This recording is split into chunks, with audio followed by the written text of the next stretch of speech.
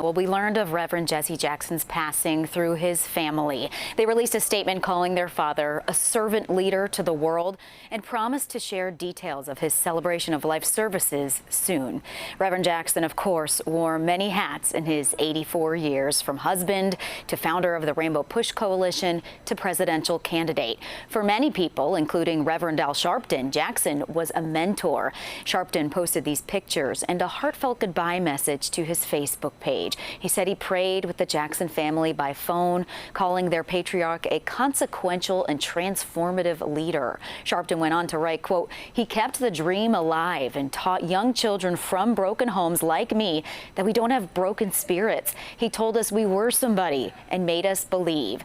Congressman Danny Davis called Jackson his friend and comrade that he hoped would continue to live. The work, the spirit, what he meant not only to the city, the state and country and this world will continue to live on, Davis wrote in a statement. Well, I just finished speaking with Marshall Hatch Sr., who says Reverend Jackson's family called him with the news at 2:13 this morning. Hatch was headed over to pay his respects now. We expect more condolences to come in as people wake up and realize that the Reverend is gone.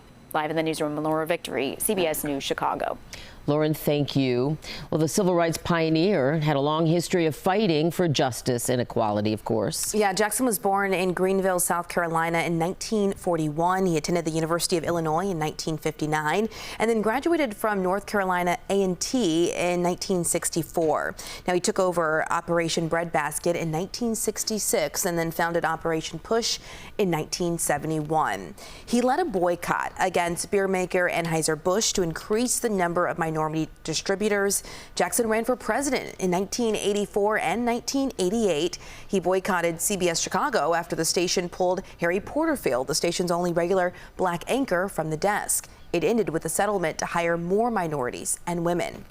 And in 1990, Jackson helped secure the release of hostages in Iraq. He became a shadow senator for Washington, D.C. in 1991, lobbying Congress for D.C.'s statehood and voting rights. Jackson became a U.S. envoy for peace in Africa in 1997.